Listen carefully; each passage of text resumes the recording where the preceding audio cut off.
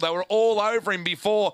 Now, don't forget that the success ballast changed as a result of the previous race too, Paul. Yeah. 50 kilos to win the race, 35 for second and 20 kilos. Now, that gets bolted onto the floor on the passenger side. So Paul said it doesn't, I was asking Paul Stokely, it doesn't affect you left or right in any way.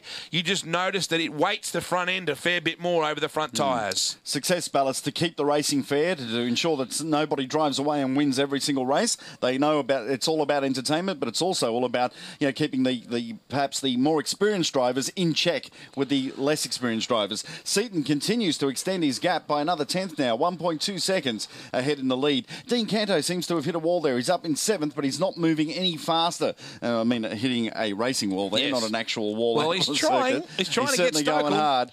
Certainly going hard, but he started last. He's made up 10 spots.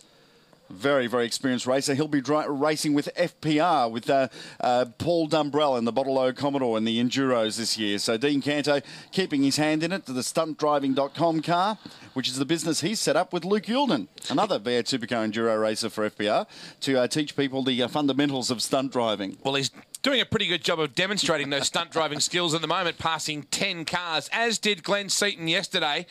Watching down the order a little bit further too, Matt McKeldin, Aaron Zerafos having a tremendous time. Zero is absolutely walking around with a smile that you couldn't jump over.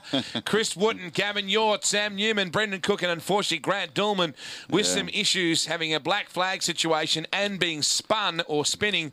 Either way you care to look at it. Yes, having done his drive-through penalty, so he won't be able to recover from that. He's and just thinking, Sam Newman check right now. He's 15th, as you mentioned. His fastest lap so far, 2 minutes 22.1. That compares with Glenn Seaton's fastest lap of 2 minutes 20.00. So certainly not disgracing himself. He's 2 seconds off, but it's not that bad. Here's a good battle breaking out now between Matt McKeldin and Scott Manson. McKeldin into the marketing side of the sport, as well as having a bit of a fetish for V8 utes and also jewellery. He loves a bit of jewellery, does Matt McKeldin. A bit of bling. A bit of bling. He does. Go well with the Mini. Manson right in front of him at the moment. Scott in the Your Next Car entry.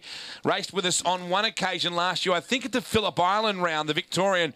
He's doing a good job. McKeldo settling in behind him. Won his class at the recent Bathurst 12-hour.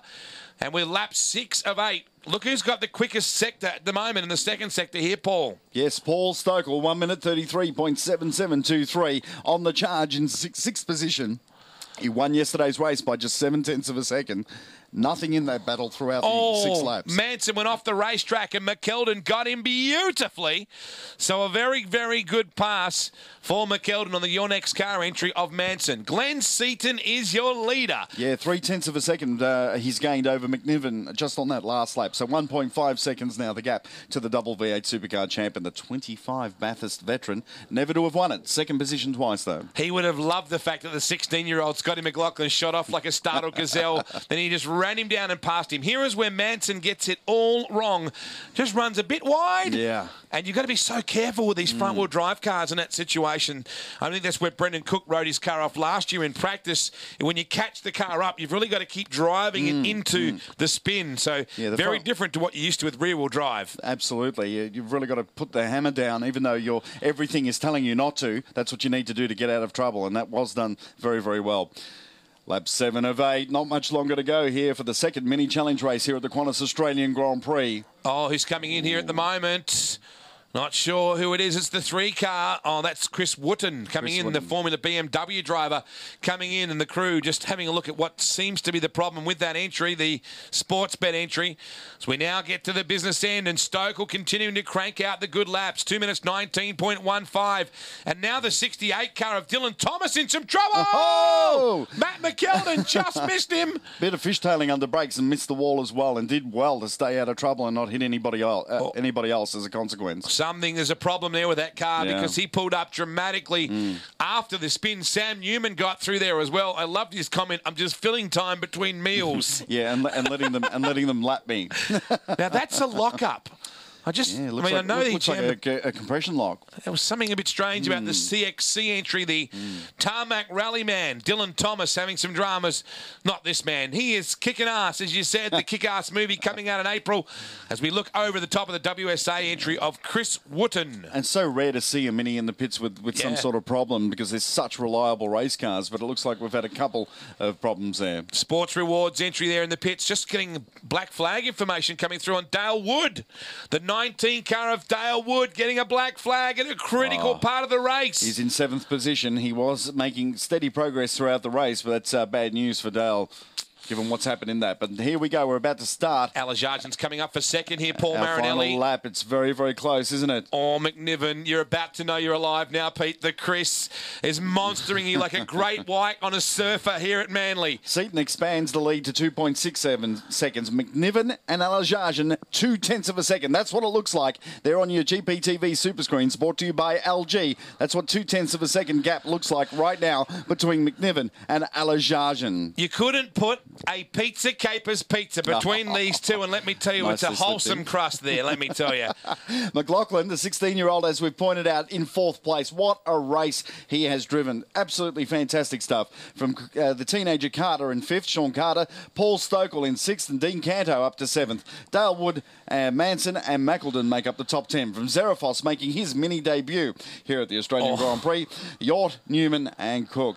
Once again, Alajarjan giving McNiven plenty to think about. We go back to McLaughlin and Carter. Those two always seem to be joined together. Stokel is right there with him as we see the plan for growth entry of Sean Carter. Last lap, and this man here is a legend of the sport. Hasn't he done exactly what his car said throughout this? I shouldn't say it again, but cheating Seaton, but it wasn't really his fault. See, Paul Marinelli said that. A little ride height irregularity, but he's recovered from that. He paid his penalty. He started from last, moved up through the field, made up some 10 spots yesterday, and he's on his way to win this second mini challenge race here at the Qantas Australian Grand Prix. One more to go tomorrow, of course.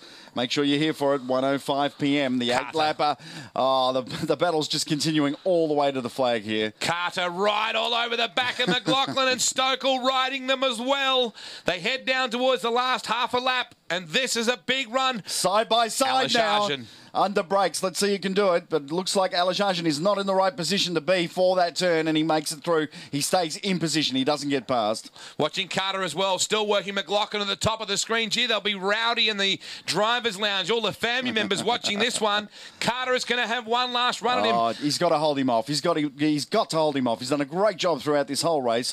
Hopefully he does so. Here is Glenn Seaton on the last corner. Get on your feet, folks, and cheer home the V8 Supercar star driver, Glenn Seaton, who takes out the win, is just about to take out the win of the mini challenge race 2. And the battles continue. Second place to McNiven by 1/10 of a second from Alajarjan in 3rd.